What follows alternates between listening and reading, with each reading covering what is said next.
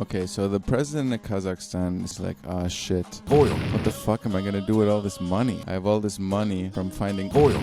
It's cold. It's cold up in here. Second coldest, toughest conditions, capital city in the world. It's really cold. Some of the conditions on the planet. It's like minus 40. Minus 20. I'm gonna build a tent. It's unfair to call it a tent, really, you know. Beach. Desert island beaches. I'm gonna build a tent that has a beach inside of it. A tropical paradise.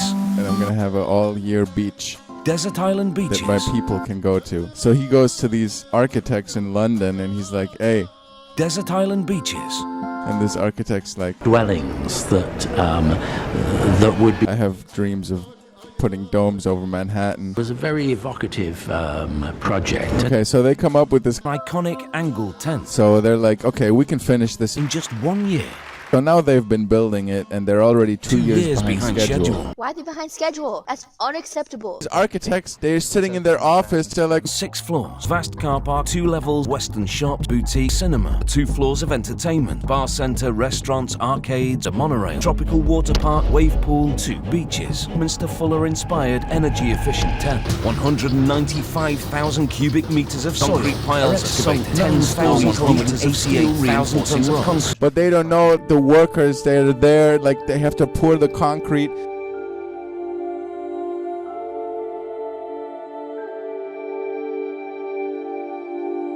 It really is a very significant, big project. There's a danger that the concrete will freeze. So now he wants it done on his birthday in 18 months. In 18 weeks. And the architects are like, erect the tent pole. They're like, how the fuck are we gonna do that? But one man is determined to get the job back on track. Engineering troubleshooter Salami Gurel. When the experts talk of impossible, Semble calls in Gurel. The pressure is just the time. Slip-form technologies, and I could finish it in 24 days, you know? So they're like... The idea of tilting it started to address the fact that we wanted to create an entrance out the front, addressing that. Salami looks at it and goes, when something is vertical, I love it. And they're like, the tilt is crucial to the design. Crucial that it's angled. Because the main buildings of Astana are lined up on a central axis. Why don't we make it with a concrete chimney looking thing, you know? And they're like, dismissed immediately. It was too symmetrical. It would be a shitty tent. And so Salami's like, and I don't know why they tilted the head. Okay, we build on floor and lift up. Lift the whole tripod with its mast already attached. And then they're like, Salami's approach would require a vast crane. With like hundreds of trucks. Shipping one in would take months and cost a fortune. And Salami's like, no, we build crane. You should rent a 800-ton crane in 30 trucks, load them, bring here in 2 months, bring them back in 2 months. So we said, let us make our own crane. Salami go round, build you a crane, hey, yeah. Salami go round, build you a crane, salami go round. Increase the number of the teams, plus the number of the lifting cable pulling devices. So Salami's team builds a 60-meter tall tower. The jacks will pull up the tripod on its hinges. It's never been done before. It's like this origami way, it folds up. There's a very real danger of a catastrophic failure that would... We just lifted up. There were 1,500-ton horizontal forces coming there. Nothing happened, you know? No way, no way, no way. Salami ends up saving hundreds of thousands of dollars. By ignoring the conventional way of doing things, Salami has saved hundreds of thousands of dollars. Now we have... Huh? Salami? His name is Salami Gurel. He's a Turkish engineering instructor. Why? Well, give me some breakdown. What's going on here? The thing was that these cables, they had 200 of these cables. High-tension cobweb of cables. Each of them weighed like 2 tons. And Salami was like, connect the blocks that connect the double cable, make it as a pair. Salami brings in another 300 men. Salami brings in nearly 300 extra workers. But then he's like, we don't have enough equipment, we don't have enough gear. So Salami goes around and strips all the Russian cranes for their wrenches and gives them to all the workers. And equips them with winches stripped out of old Russian cranes. So we have done it within almost 20 days. Salami's calculated risk pays off. The net of cables is quickly completed. And now these German workers are like, we're cold. A fine line between life and a freezing death.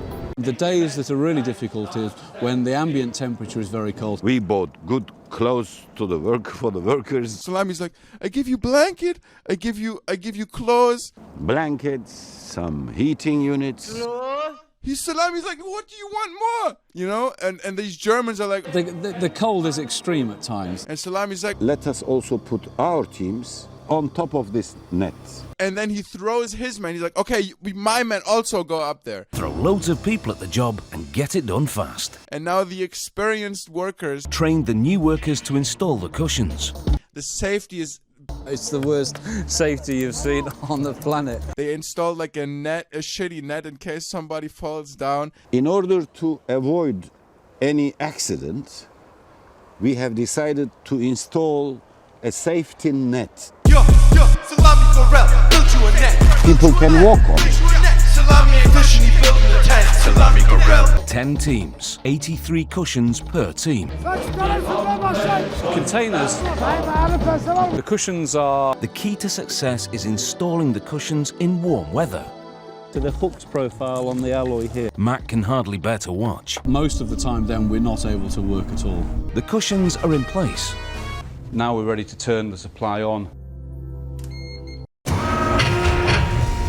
Well, the first inflation looks like it's gone okay. The cushions have good pressure and there's even distribution of air pressure throughout all the cushions.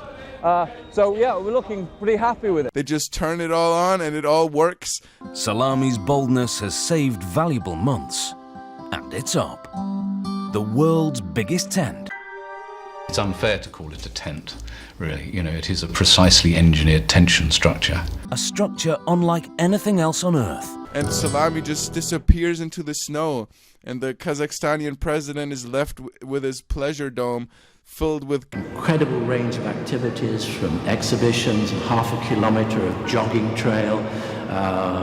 It's very much a kind of welcoming, populist building. There you go. Welcome to Kazakhstan. That was beautiful. Don't lie, you kind of lost me halfway through for a second, and then I kind of got it back. Yeah. That was great, though. I'm just, I'm just trying to, let people know what kind of a crazy motherfucker the Kazakhstani president is, My president? I don't even know who it is right now. Salami